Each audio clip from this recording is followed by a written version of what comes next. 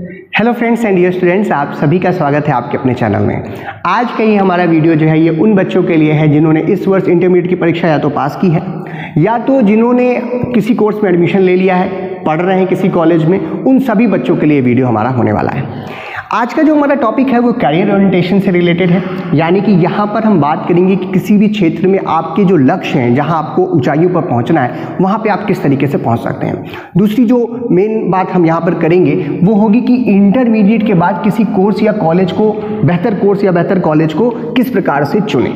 अब देखिए क्या होता है कि जब भी आप इंटरमीडिएट करते हैं तो काफ़ी सारे प्रश्न आपके आसपास उठना शुरू हो जाते हैं। मैंने भी जब किया था तो मेरे आसपास भी बहुत सारे प्रश्न उठने लगे थे जो कि हमारे आसपास के लोगों के द्वारा या हमारे मन में उठते हैं। अब इन प्रश्नों का उत्तर जो है हमें ढूंढना है। और प्रश्न क्या है? प्रश्न है कि कोर्स कौन सा अच्छा है, कॉलेज कौन सा अच्छा है, कौन से क्षेत्र में मुझे अपना करियर बनाना चाहिए, किस क्षेत्र में मुझे आगे बढ़ना चाहिए, या फिर कॉलेज की जो लाइफ होगी वो स्कूल की लाइफ से किस तरीके से डिफरेंट होगी। ये सारे प्रश्न जो है वो उठते रहते हैं। तो उसके आंसर हम किस तरीके से ढूंढें। एक चीज़ और क्लियर कर दूं कि यहाँ पे हम कोर्सेज के बारे में बात नहीं करेंगे कि कौन सा कोर्स, कौन कौन से कोर्स अवेलेबल हैं और कौन सा कोर्स अच्छा है कौन सा खराब, ये नहीं कहूँगा। हमें ये जानने की कोशिश करनी है कि मेरे लिए कौन सा कोर्स बेस्ट है। यानी कि अगर मैं एक इंसान हूँ जिसने इंटरमीडिएट पास किया है और बहुत सारे कोर्सेज कॉलेजेस आसपास अवेलेबल हैं, उनमें से मेरे लिए कौन सा बेस्ट होगा, उसको चुनने के लिए कौन कौन से स्टेप्स होने चाहिए, उसको चुनने के लिए कौन कौन सी बातों का मुझे ध्यान रखना है, उसके बारे में हम लोग यहाँ पे शॉर्ट में बात करेंगे। साथ ही साथ अगर आपने कोर्स चुन लिया है, आपने कॉलेज ले लिया है, एडमिशन ले लिया है, या आप सेकेंड ईयर थर्ड ईयर में पढ़ रहे हैं, तो अपनी कॉलेज लाइफ को आप कैसे एंजॉय करें। साथ ही साथ कॉलेज लाइफ में किस तरीके से आपको अपना अप्रोच बनाकर रखना है ताकि आपका जो करियर ओरिएंटेशन का पूरा गोल है वो पूरा हो सके। इन सभी चीज़ों के बारे में आसान तरीके से विस्तार से चर्चा करेंगे। मैं हूँ डॉक्टर प्रजनेश शुक्ला। चलिए शुरू करते हैं। सबसे पहले हम लोग अब बात करेंगे how to choose a course, क्योंकि इंटरमीडिएट के बाद काफ़ी सारी जो है बातें निकल करके आती हैं, लोग कंफ्यूज होते हैं और उसको हम लोग कैसे टैकल करें उसके बारे में सबसे पहले हमें बात करनी पड़ेगी।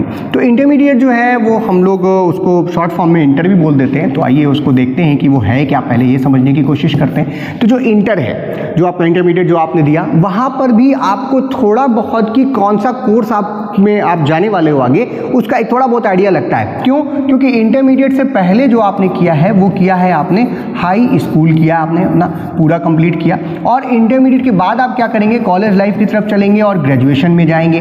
तो जो हाई स्कूल है वो स्कूल का हाईएस्ट लेवल है, यानी जो स्कूलिंग शुरू होती है एलकेजी यूकेजी से आजकल शुरू होती है। तो एलकेजी यूकेजी से करते करते करते आप सबसे ऊपर हाईएस्ट मतलब जो लेवल है स्कूल का वो हाई स्कूल के रूप से जानते हैं आप। और इस तक कब आप सारे सब्जेक्ट्स पढ़ते हैं, आप हिस्ट्री पढ़ते हैं, आप ज्योग्राफी पढ़ते हैं, आप मैथमेटिक्स, साइंस, आपकी हिंदी, अंग्रेजी, सारे सब्जेक्ट्स पढ़ते हैं आप यहाँ पे।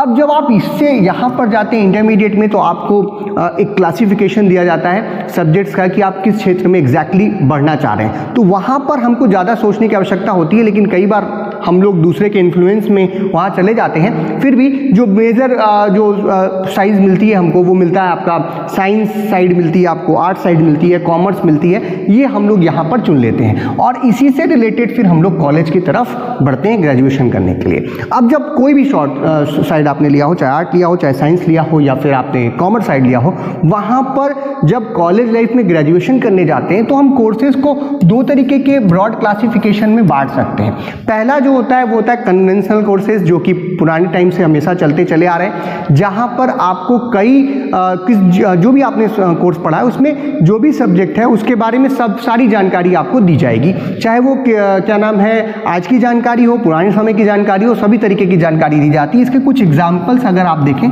तो सबसे फेमस तो इसमें बीए ही है। बीए हो गया, हमारा बीएससी हो गया, बीकॉम हो गया, ये सब जो कोर्सेज आपके सामने मैं लिख रहा हूँ ये सब कन्वेंशनल के एग्जाम्पल हैं। जबकि अगर हम लोग दूसरे तरीके के कोर्स की बात करें तो वो होता है हमारे प्रोफेशनल कोर्सेज। प्रोफेशनल कोर्सेज में क्या होता है कि आपको किसी एक पर्टिकुलर फील्ड की ही जानकारी दी जाती है। इसके एग्जाम्पल अगर हम लोग ले लें तो हो सकता है जैसे बीटेक हो गया, हमारा एमबीबीएस हो गया, ठीक है, आपका हम लोग जो मैं सब्जेक्ट पढ़ाता हूँ दैट इज बी फार्मेसी हो गया, डी फार्मेसी हो गया, पॉलिटेक्निक के कोर्सेज हो गए, या इस तरीके के जो भी टेक्निकल कोर्सेज हैं, बी आर्क वगैरह सारे। तो ये जो कोर्सेज हैं इनमें क्या होता है कि आपको एक किसी पर्टिकुलर फील्ड की पढ़ाई की जाती है, जबकि यहाँ पर जो भी सब्जेक्ट आपने लिया उसके बारे में आपको सारी जानकारी दी जाती है।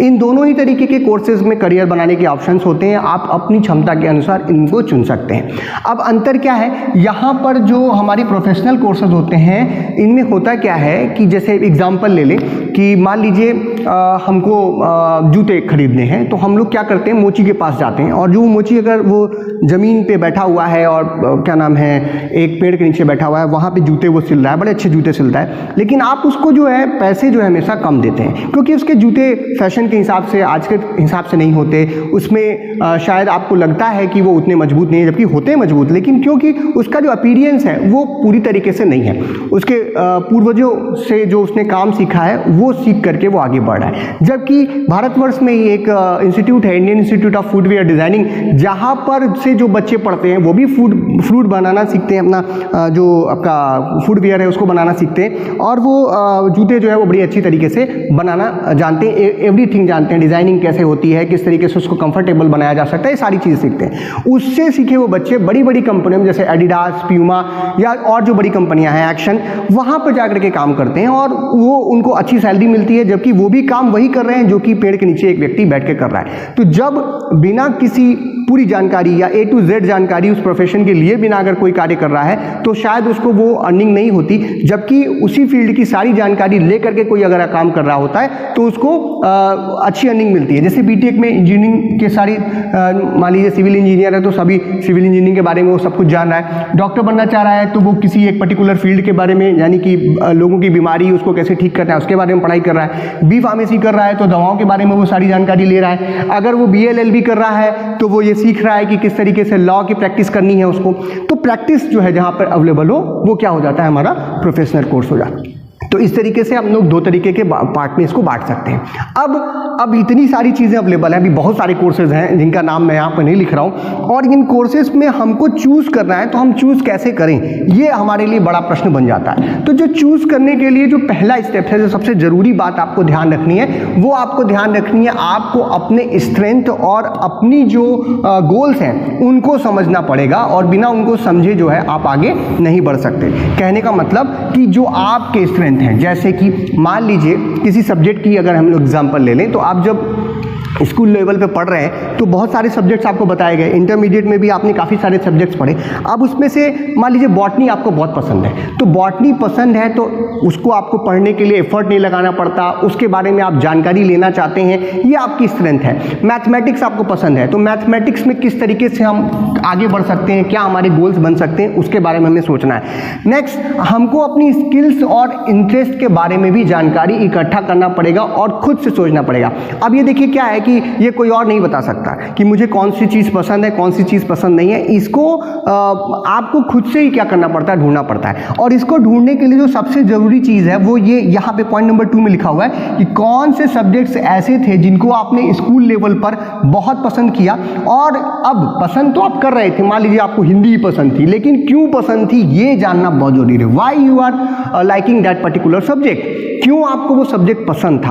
अब क्या होता है, कई बार लगता है कि सर आसान था इसलिए पसंद था। जैसे मैं जब हाई स्कूल में पढ़ता था तो मुझे हिस्ट्री बड़ी अच्छी लगती थी, क्यों, क्योंकि उसमें कहानियाँ होती हैं, हम लोग हिस्ट्री की बुक लेकर के बैठ के पढ़ रहे हैं और उसमें घंटों निकल जा रहे हैं कि अकबर ने क्या किया, किसी और ने क्या किया, तो वो पूरी कहानी जो आप पढ़ रहे हो तो वो इसलिए आपको अच्छी लग रही थी। लेकिन क्या वो सब्जेक्ट मेरे लिए बेस्ट है, क्या वो मुझे सिर्फ इसलिए पसंद है क्योंकि वो मुझे अच्छा लग रहा था या आसान लग रहा था इसलिए, ये नहीं। आपको ये जानने की ज़रूरत है कि वो सब्जेक्ट आपको एग्जैक्टली क्यों पसंद है। अब जैसे केमिस्ट्री की बात करें तो केमिस्ट्री जो है वो जब आप उसको पढ़ने गए, किसी ने आपको ज़बरदस्ती पढ़ा दी, वो आप कह दिए कि सर मैं नहीं पढ़ पाऊंगा। लेकिन अगर आपका इंटरेस्ट होगा तो आप जानने की कोशिश करेंगे कि एग्जैक्टली वहाँ पर किसी भी रिएक्शन में क्या हो रहा है, क्यों हो रहा है, आप खुद से जानकारी इकट्ठा करने की कोशिश कर रहे हैं, तब आप समझिएगा कि वो आपका इंटरेस्ट है उसमें, और वही आपकी स्किल्स को भी क्या करेगा, आगे ले जाकर के जा सकता है। आपको लोगों से बात करना पसंद है तो आप उस तरीके के कोर्स चुनिए जिसमें आपको लोगों से मिलना पड़े, MBA करिए, BBA करिए, जिसमें आप आगे बढ़ सकते हैं। अगर आपको लगता है कि आप शाई हैं, आपको कंप्यूटर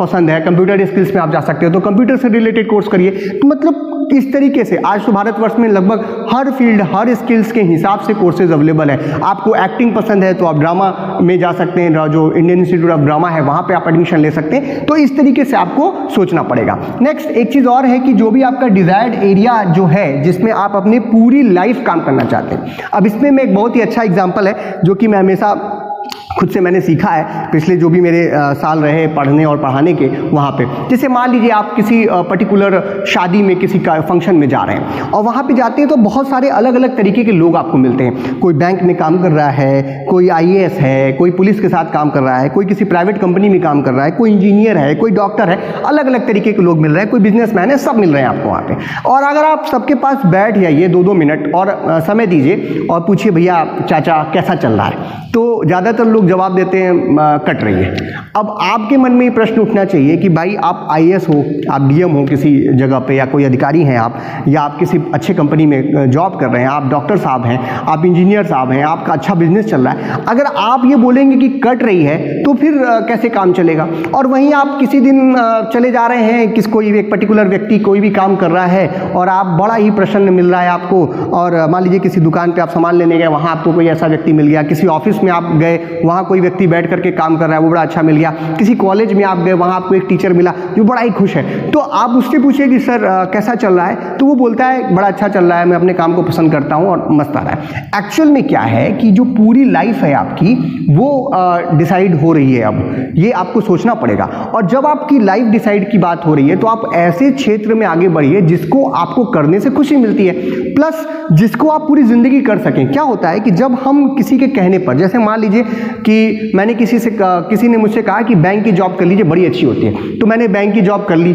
और मैं अब कर क्या रहा हूँ कि मैं पैसे गिन रहा हूँ, बहुत सारे पैसे हैं, सबको पैसे अच्छे लगते हैं, मेरे आसपास पैसे पड़े हुए, लेकिन एक दिन मुझे दिमाग में आएगा कि ये जितने पैसे मैं गिनता हूँ इसमें से कुछ भी मेरा नहीं है, मैं दूसरों के पैसे गिन रहा हूँ, और ये मेरी हॉबी अगर है कि मुझे दूसरों का पैसा गिनना पसंद है तो फिर बैंक की जॉब मेरे लिए बेस्ट हो सकती है। नेक्स्ट क्या होता है कि जब आप जॉब करते हैं, जब आप आगे बढ़ते हैं, पढ़ाई करने के बाद आप जॉब की तरफ जाते हैं, कोई काम करते हैं अपने जीवन को चलाने के लिए, तो होता क्या है कि हर दिन आपका बीत रहा है और पहले दिन, दूसरे दिन, तीसरे दिन जब आपकी जॉब शुरू हुई है या आपने काम शुरू किया तो आपको अच्छा लगता है, 1 महीने बाद और अच्छा लगता है क्योंकि सैलरी आती है, आपका अपना पैसा है, आप उस पैसे से जो चाहे वो कर सकते हैं, और 1 महीना, 2 महीना, 3 महीना, 4 महीना, 5 महीना निकलता रहता है और धीरे धीरे आपकी खुशी जो है वो कम होने लगेगी। क्यों? क्योंकि एक दिन आप सुबह उठोगे और आपको लगेगा कि मैं क्या करता हूँ, रोज़ सुबह उठता हूँ, तैयार होता हूँ, ऑफिस जाता हूँ, काम करता हूँ, वापस आ जाता हूँ, खा के सो जाता हूँ, लेकिन इस पूरे काम में मुझे कोई खुशी नहीं मिल रही, क्योंकि जो भी काम मैं कर रहा हूँ, जो भी पढ़ाई मैंने की वो मेरी पसंद की नहीं थी, मुझे बिल्कुल भी मज़ा उसमें नहीं आ रहा था। तो आप बोर होने लगते हैं और फिर जिम्मेदारियां हैं, परिवार की जिम्मेदारियां हैं, घर की जिम्मेदारियां, आप उसमें बंध जाते हैं और उस क्षेत्र से फिर आगे निकलना आपके लिए मुश्किलदायक हो जाता है। तो इसलिए हमको ये ध्यान रखना चाहिए कि जो भी हम कोर्स चुन रहे हैं, जो भी हम क्षेत्र चुन रहे हैं आगे चलने के लिए, वो हमारी पसंद का हो, क्योंकि हमें पूरी लाइफ उस कोर्स के साथ उस क्षेत्र में बिताने की आवश्यकता पड़ने वाली है। नेक्स्ट, और अपने जो भी आपको समय लग रहा है, अभी जो आप समय देना चाह रहे हैं वो ढूंढने में दीजिए कि आपका इंटरेस्ट कहाँ पर है, आपको किस चीज़ को करने में क्या मज़ा मिल रहा है, और उस क्षेत्र में या उस सब्जेक्ट को अगर आप लेते हैं तो आज से 10 साल 20 साल बाद आप कहाँ तक उसमें जा सकते हैं। केमिस्ट्री पसंद है, कहाँ तक जा सकते हैं, मैथ पसंद है, कहाँ तक जा सकते हैं, हिंदी पसंद है, कहाँ तक जा सकते हैं, संस्कृत पसंद है, कहाँ तक जा सकते हैं, और उससे आसपास रिलेटेड जो क्षेत्र हैं उसमें कौन कौन सी अपॉर्चुनिटीज़ अवेलेबल हैं, क्या वो अपॉर्चुनिटी तक मैं पहुंच पाऊंगा कि नहीं, ये भी आपको जानने की जरूरत है। तो यहाँ पे एक पिक्चर दिया हुआ है जिसमें आपको दिख रहा है स्किल सेट, आपकी जो स्किल्स हैं उनके बारे में बात हो रही है, आपके इंटरेस्ट की बात हो रही है, और जो अपॉर्चुनिटी आपको लाइफ से मिलने वाली है, आसपास के आपके जो माहौल है वहाँ से मिलने वाली है। अगर इन तीनों को अगर आप टैकल कर ले रहे हैं तो जो आपका एरिया ऑफ डेस्टिनी है कि आपको कहाँ बढ़ना है, वो इन्हीं के बीच में कहीं आपको मिलेगा। अब ऐसा हुआ कि हमने सोच लिया कि हमको मरीन में जाना है, लेकिन पिताजी ने कहा कि भैया इलाहाबाद में ही रह के पढ़ना है, तो अब इलाहाबाद में या लखनऊ में मरीन में के लिए कुछ है ही नहीं, क्योंकि आसपास समुद्र ही नहीं है, तो हम उस क्षेत्र में कैसे आगे बढ़ सकते हैं। तो इसीलिए अपॉर्चुनिटीज़ भी बहुत ज़रूरी है कि आसपास आपके कौन सी अपॉर्चुनिटी प्रेजेंट है। तो ये हो गया सबसे पहला पॉइंट कि आपको क्या रखना है, अपने स्ट्रेंथ को समझना है, अपने गोल सेट करने, स्किल्स और इंटरेस्ट की पहचान रखनी है, तो आप आगे जो है वो बढ़ सकते हैं। आगे बढ़ते हैं, अब कोर्स के साथ साथ कॉलेज को भी चुनना है। नेक्स्ट जो स्टेप होगा कि कोर्स कैसे चुने और कॉलेज कैसे चुने में, तो नेक्स्ट जो पाथ है वो है आपका इंफॉर्मेशन और एडवाइस कलेक्ट करना। अब जो इंफॉर्मेशन और एडवाइस कलेक्ट करना है वो आज के ज़माने में बहुत ही आसान है आपके लिए। पहले ऐसा नहीं होता था। पहले क्या होता था कि आपको किसी चीज़ के बारे में जानकारी लेनी है तो किताबें हैं, जर्नल्स हैं, न्यूज़पेपर्स हैं, केवल वहीं से आप जानकारी ले सकते थे और उसको भी इकट्ठा करने के लिए आपको लाइब्रेरी इत्यादि तक जाना पड़ता था। अब क्या है, आपके पास इंटरनेट की जो क्षमता है उसका प्रयोग आप कर सकते हैं। साथ ही साथ अपने टीचर्स, अपने एल्डर्स, आपके परिवार में जो बड़े लोग हैं उनसे मदद ले सकते हैं। तो जो दूसरी जो इंपॉर्टेंट बात है वो क्या है, इन्फॉर्मेशन कलेक्ट करना और एडवाइस लेना। ठीक है, ऐसा नहीं कि मैंने इंटरमीडिएट कर लिया तो मुझे सब मालूम है या मैंने पीएचडी कर ली तो मुझे सब मालूम है, ऐसा नहीं है। मुझे एडवाइस की ज़रूरत पड़ेगी, मुझे इन्फॉर्मेशन की ज़रूरत पड़ेगी। ये इन्फॉर्मेशन आप कहाँ से और ये कौन कौन से तरीके की इन्फॉर्मेशन हो सकती है। पहली इन्फॉर्मेशन जो है, जैसे मैंने इंटरेस्ट और गोल्स की बात की, आपके स्किल्स की बात की, तो उसमें जो अपॉर्चुनिटीज़ हैं वो कितनी हैं, ये इन्फॉर्मेशन आपको इंटरनेट के थ्रू, आपके सीनियर्स के थ्रू, टीचर्स के थ्रू मिल सकती है। नेक्स्ट दूसरी चीज़ ये भी है कि मान लीजिए मैंने कोई कोर्स जो है वो सेलेक्ट कर लिया, जैसे मान लीजिए मैंने कहा कि मुझे बीएससी करनी है और सेंट्रल यूनिवर्सिटी से करनी है, मेरे को कॉलेज भी मैंने चूज़ कर लिया कि इलाहाबाद यूनिवर्सिटी से या बीएचयू से मुझको बीएससी करना है, या मुझे बीफॉर्म करना है और इलाहाबाद के किसी कॉलेज से करना है। अब किस तरीके से उसमें एडमिशन होगा, ये भी इन्फॉर्मेशन आपको चाहिए।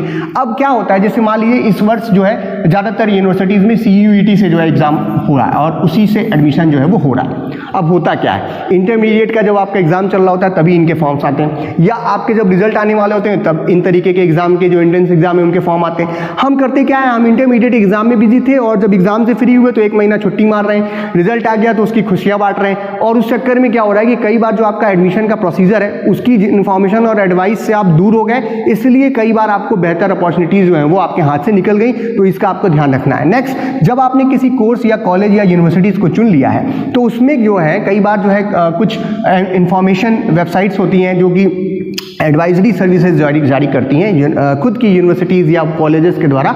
वहाँ पर आप जा सकते हैं, उस कॉलेज उस कोर्स के बारे में आप जानकारी इकट्ठा कर सकते हैं। साथ ही साथ यहाँ पर एक बहुत ध्यान देने वाली बात है कि जो आपका अपना रिसर्च है, जो आप खुद से रिसर्च कर रहे होते हैं, वो बहुत ज़रूरी होता है। ऐसा नहीं कि किसी ने कह दिया कि ये कोर्स ख़राब है तो आपने कह दिया कि नहीं ये ख़राब है, किसी ने कह दिया बड़ा अच्छा है तो किसी को आप कह देंगे कि बड़ा अच्छा है। ये क्या होता है कि जब इंटरेस्ट आपका उस सब्जेक्ट में है तो उसी व्यक्ति की बात आपको सुननी है जिसका स्वयं इंटरेस्ट उस चीज़ में है। और ये आपको कहाँ से मिल सकते हैं, आपके दोस्तों, आपके सीनियर्स जो कि उस पर्टिकुलर कोर्स को या उस पर्टिकुलर क्या नाम है आपके सिलेबस को पढ़ रहे हैं, तो वो क्या करते हैं कि वो सही जानकारी आपको दे सकते हैं। या अगर किसी कॉलेज में आप गए हैं तो उस कॉलेज में भी जो वहाँ के बच्चे पढ़ रहे हैं, वहाँ की जो फैसिलिटीज़ हैं उनको देख करके भी आप अपनी रिसर्च पूरी कर सकते हैं और इन्फॉर्मेशन और जो एडवाइस का जो पूरा प्रोसेस है उसको पूरा कर सकते हैं। नेक्स्ट, इसके बाद जो इसमें अगला स्टेप रहेगा वो ज़्यादा नहीं, लास्ट स्टेप है जो कि आपको कॉलेज और कोर्स चुनते समय आपको ध्यान रखने की आवश्यकता पड़ती है। उसमें क्या है कि जितनी भी जानकारी आपने अभी तक इकट्ठा की है,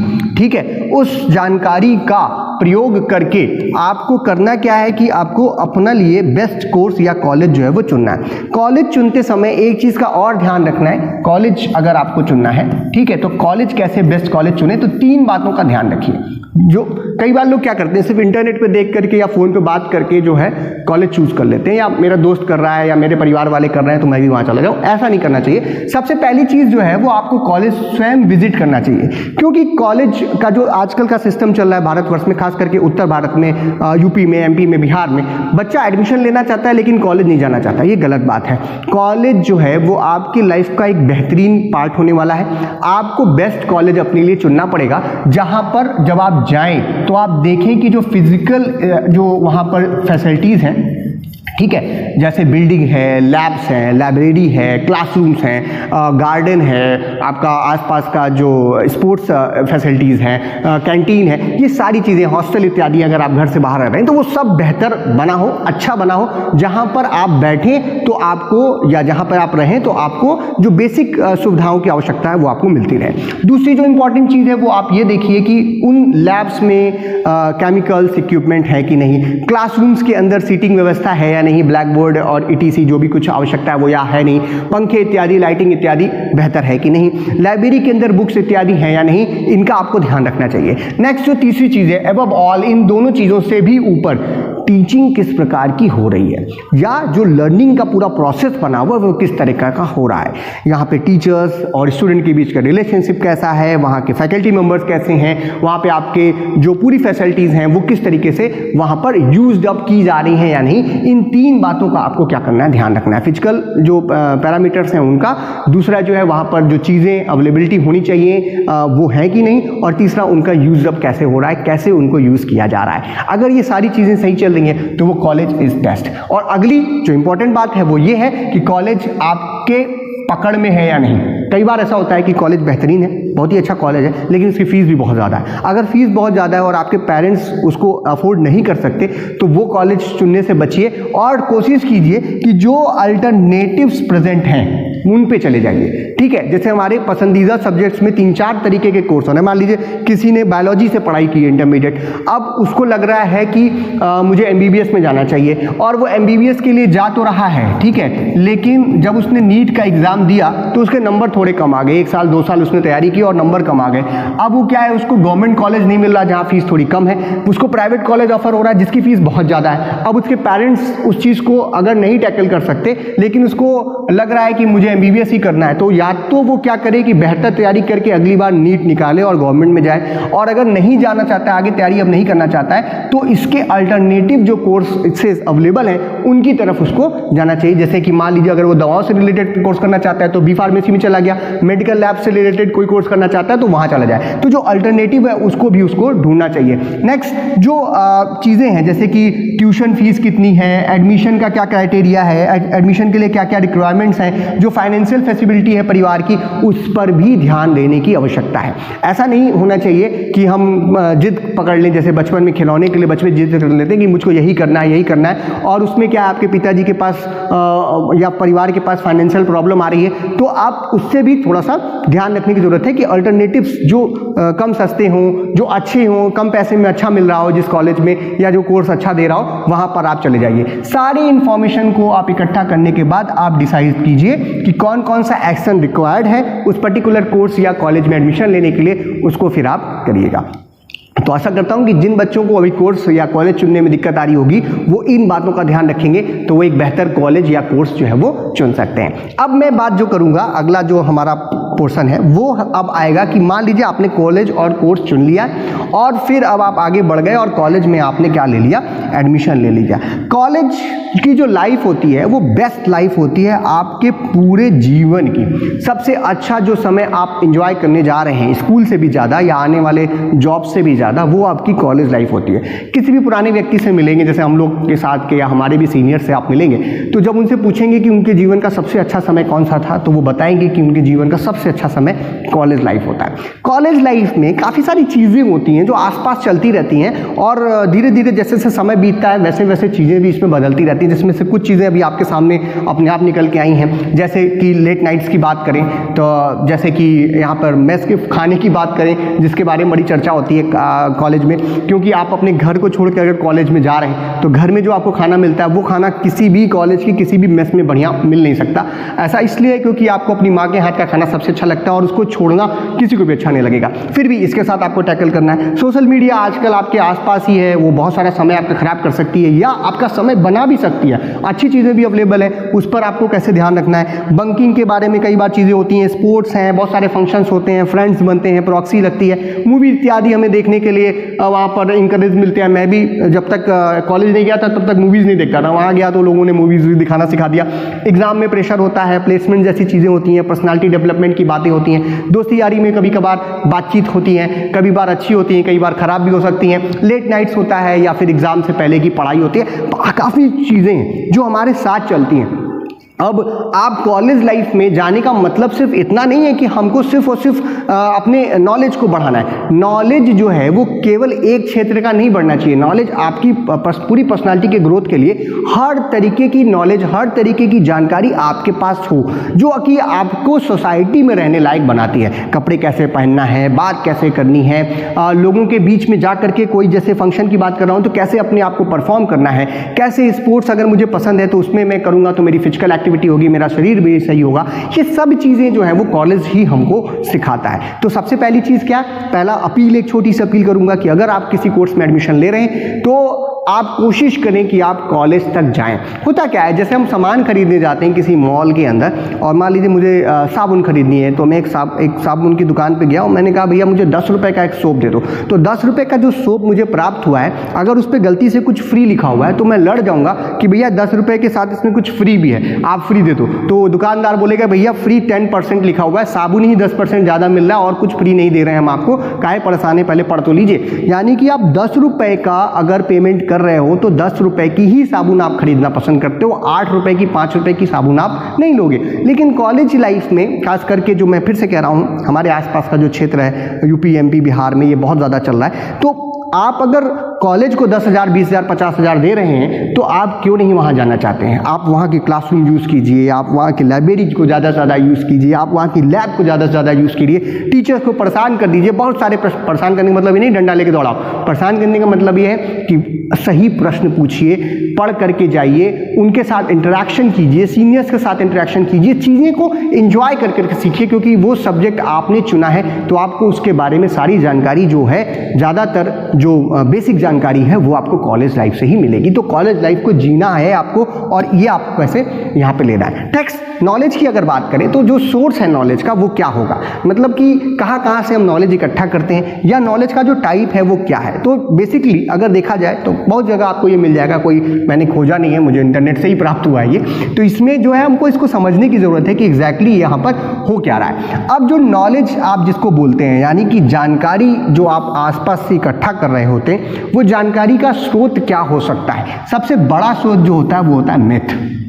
किसी भी चीज़ के बारे में हम लोगों को जो पुराने टाइम से बताया जा रहा है, या किसी की सुनी सुनाई बातें हैं जो कि सही है या गलत ये हम नहीं जानते, लेकिन जानकारी हमें वहाँ से मिल रही होती है। आजकल के व्हाट्सएप एंड फेसबुक के ज़माने में तो बहुत सारे मिथ्स आपको रोज ही आ रहे होते हैं, लेकिन हमको उसको समझने की ज़रूरत है कि क्या इसमें सही है या गलत। जैसे कि एक मिथ है कि आप अगर किसी पर्टिकुलर कोर्स में एडमिशन ले रहे हैं तो आप जाते ही आपके सीनियर्स या वहाँ पे आसपास के लोग कई बार आपको डरा सकते हैं कि इस कोर्स में अगर आए हो तो 10 घंटा पढ़ना पड़ेगा, ठीक है, सुबह से लेकर शाम तक पढ़ना पड़ेगा, आपकी पूरी लाइफ खत्म हो जाएगी। हाँ, कोई किसी करियर के बारे में लोग बताने लगते हैं कि अरे ये अच्छा नहीं है। जैसे हमारे करियर के बारे में लोग बोलते हैं टीचिंग बहुत ही बेकार है, उसमें आजकल पैसा नहीं है, कभी कॉलेज बंद हो जाएगा तो क्या करोगे। तो दीज आर द मिथ्स। अब इसमें कुछ चीज़ें सही भी हो सकती हैं, कुछ गलत भी हो सकती हैं, हमको उसको जानने की जरूरत है। जो मिथ है उसको आप कैसे दूर करोगे। जैसे अभी किसी ने कहा कि 10 आवर्स जो है वो पढ़ाई करेंगे तभी आप पास होंगे।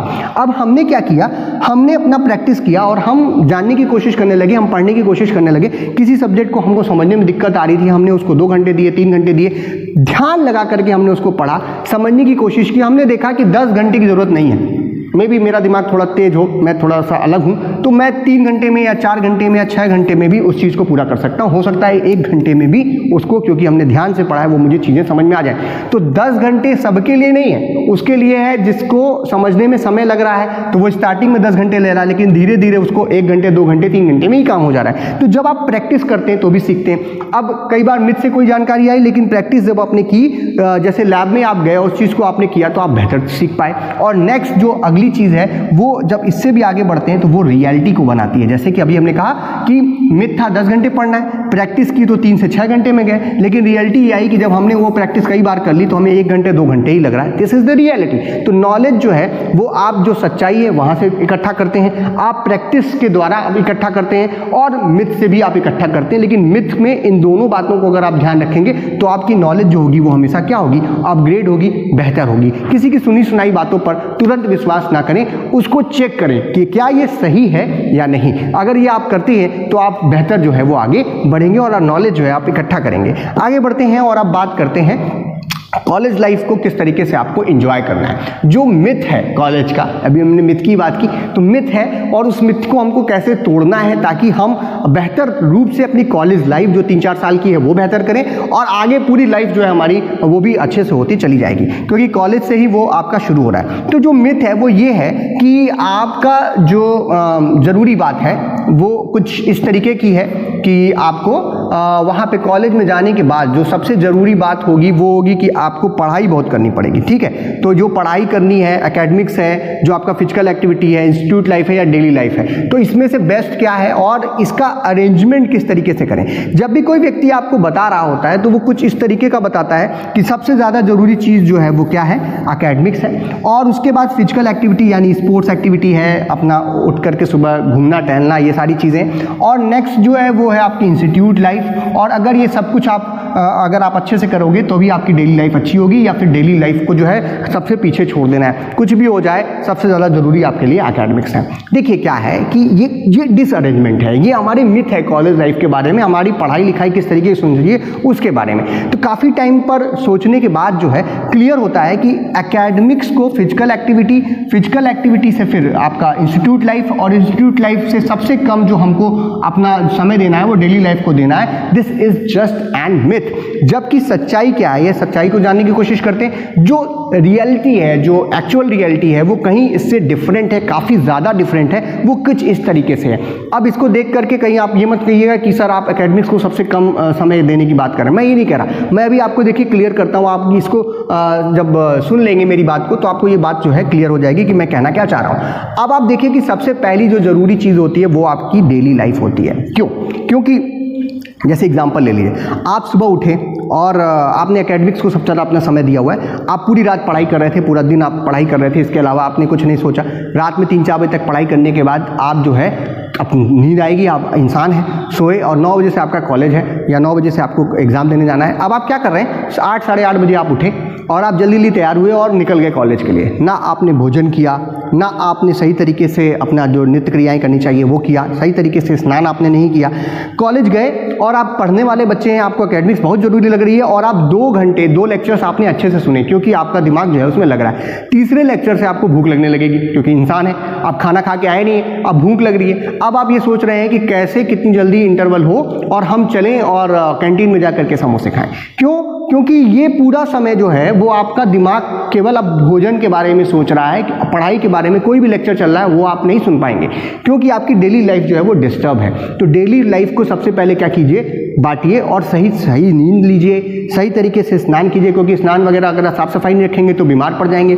अगर ये सोचिए कि किसी के घर परिवार में कोई प्रॉब्लम आ जाए, उसका मन लगेगा पढ़ाई में, तो वो भी पूरा चीज़ जो है वो आपको क्या करना पड़ेगा, ठीक करना पड़ेगा। तो सबसे पहली चीज़ क्या है, सही समय पर सोइए, सही समय पर सही भोजन कीजिए, अच्छी चीज़ खाइए, अच्छा जो है समय पर उठिए और जो भी समय आपको अपने पर्सनल खुद को देना है उसको आप जरूर दीजिए। इसके बाद जो है दूसरी जो इंपॉर्टेंट चीज़ होती है वो होती है इंस्टीट्यूट लाइफ। इंस्टीट्यूट लाइफ में काफ़ी चीज़ें इंक्लूड हो जाती हैं, जैसे कि सबसे पहला जो है क्लासरूम्स के अंदर जो आप समय देते हैं, लाइब्रेरी को जो आपको समय देना है, लैब में जब आपको जाना है तो लैब में समय देना है, कोई फंक्शन कोई स्पोर्ट्स एक्टिविटी हो रही है उसको आपको समय देना है, क्योंकि इन सभी चीज़ों से आप सीख ही रहे होते हैं। अगर आप लेक्चर में बैठे हैं और आप ध्यान लगा करके सुन रहे हैं तो जो टीचर आपको पढ़ा रहा है वो आपके काम की चीज़ तो बता रहा है और वो आपसे थोड़ी सी ज़्यादा जानकारी, मैं ये नहीं कहता बहुत जानकारी रखता होगा, मैं बहुत जानकारी रखता हूँ ऐसी बात नहीं है, मैं थोड़ी सी ज़्यादा आपसे रखता हूँ तो मैं आपको दे रहा हूँ। और आपके प्रश्न पूछने से हो सकता है कि मेरी जानकारी कम हो या गलत हो,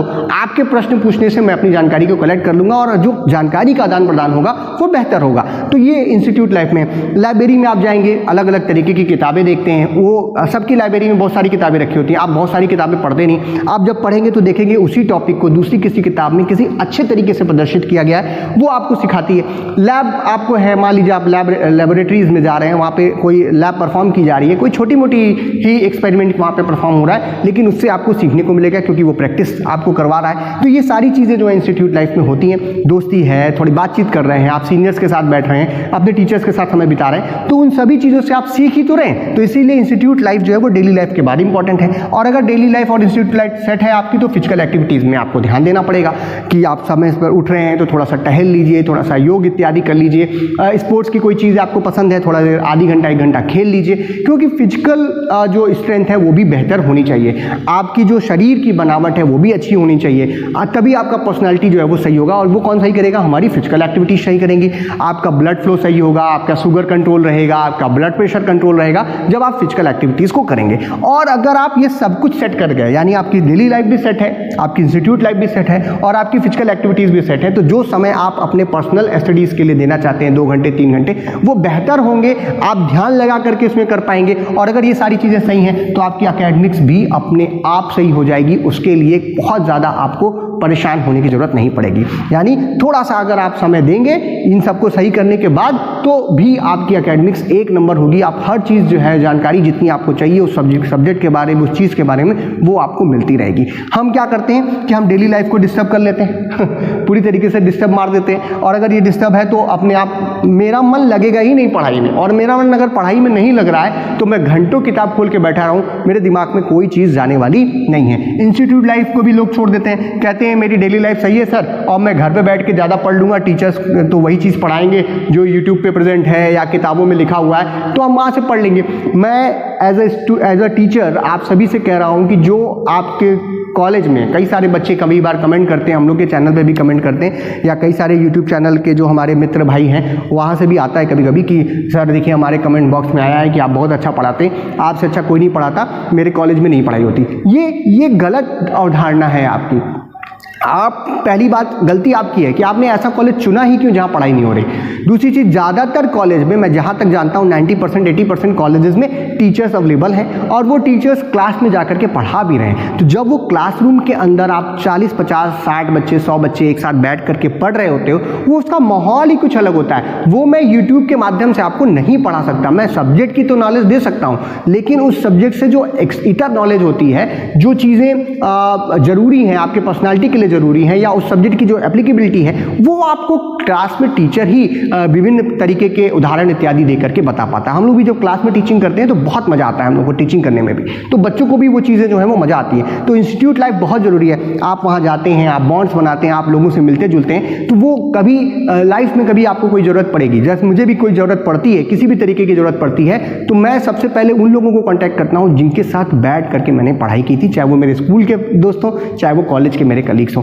तो ये इसलिए आपको इंस्टीट्यूट लाइफ पे ध्यान रखना है। और इसके बाद फिजिकल एक्टिविटीज़ बहुत ज़रूरी हैं। कई बार लोग कहते हैं सिर्फ पढ़ाई कर लो और सब छोड़ दो, तो नहीं, थोड़ा सा समय निकालिए, थोड़ा फिजिकल एक्टिविटीज़ भी करिए ताकि आपका शरीर भी जो है वो स्वस्थ रहे, और ये सब कुछ आप सही करोगे, एकेडमिक्स आपकी अपने आप अच्छी हो जाएगी। This is the actual reality. अब हम चलते हैं अपने आखिरी पोर्शन की तरफ, और आज का जो आखिरी बात हम करेंगे वो हमारी कैरियर ओरिएंटेशन से रिलेटेड है, यानी कि हमको किस तरीके से आगे बढ़ना है। जो भी हमारे कॉलेज में अभी जो बच्चे पढ़ रहे हैं, जिन्होंने एडमिशन ले लिया है या जो एडमिशन लेने वाले हैं, वो क्या करें कि जो उनका फ्यूचर है, जो उनका करियर है, जो उनका गोल है, वो पूरी तरीके से कर पाएँ या बेहतर तरीके से उसको परफॉर्म कर पाएँ और उसमें अच्छा करें।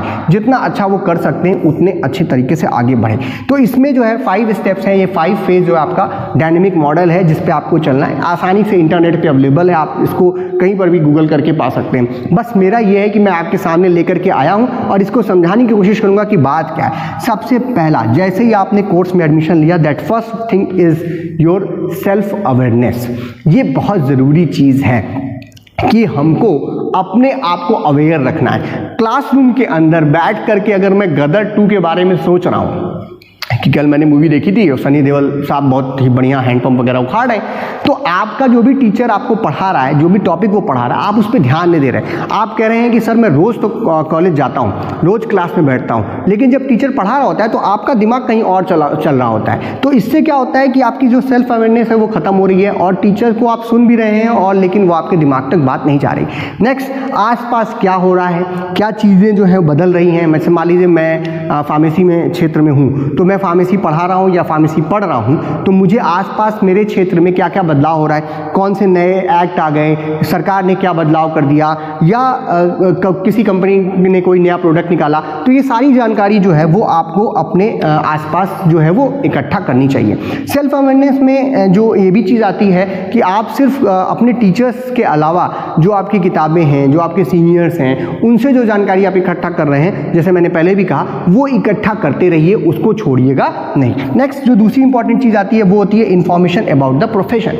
आपके प्रोफेशन के बारे में जितनी जानकारी हो वो सब इकट्ठा कीजिए। क्यों? क्योंकि वही आपको जीवन भर काम आने वाली है। अब ऐसा है कि अगर आप कोई प्रोफेशनल कोर्स कर रहे हैं, जैसे मान लीजिए आप B.Pharm में एडमिशन ले रखा है, आपने B.Tech में एडमिशन ले रखा है, आपने BBA में एडमिशन ले रखा है, तो आपको दुनिया भर की जानकारी से कोई बहुत ज़्यादा फायदा नहीं होने वाला, लेकिन आपकी जो क्षेत्र की जानकारियाँ हैं उनको तो आपको इकट्ठा करना पड़ेगा कि भैया मैं ये कोर्स करने के बाद क्या क्या चीज़ें कर सकता हूँ, इसका स्कोप क्या है, ये अगर मैं इंजीनियर बना तो मेरे को क्या क्या काम करना पड़ेगा और कहाँ कहाँ तक मैं कर सकता हूँ, या आसपास कोई इंजीनियर है वो क्या कर रहा है, उसकी डेली लाइफ कैसी है, कोई फार्मासिस्ट है वो किस तरीके से अपना जीवन व्यतीत कर रहा है, या वो क्या क्या चीज़ें करता है, वो क्या सीखता है, ये सारी चीज़ें जो है वो आपको जाननी है। कोई एक्ट आ रहा है, कोई चीज़ें बदलाव कर रही है सरकार के द्वारा, वो भी आपको अपने प्रोफेशन के बारे में सारी जानकारी जो है वो रखने की ज़रूरत पड़ती है। नेक्स्ट चलता है एजुकेशन पॉसिबिलिटीज़ के बारे में।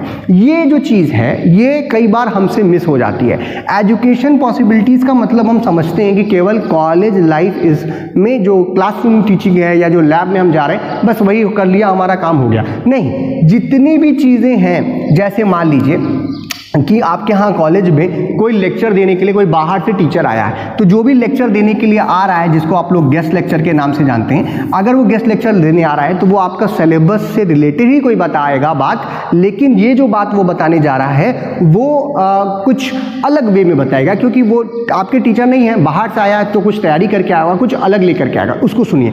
कोई कॉन्फ्रेंस या सेमिनार हो रहा है आपके आसपास हो रहा है, वहाँ जरूर जाइए। सिर्फ सर्टिफिकेट लेने या खाना खाने के लिए मत जाइए, वहाँ करके सुनिए कि लोग जो है वो जो लेक्चर दे रहे हैं वो आपको क्या बताने की कोशिश कर रहे हैं, क्या नई चीज़ों लेकर आए हैं, क्या नई रिसर्च चल रही है हमारे क्षेत्र में। ये सब चीज़ें जो है आपको कॉन्फ्रेंस और सेमिनार में मिलती है।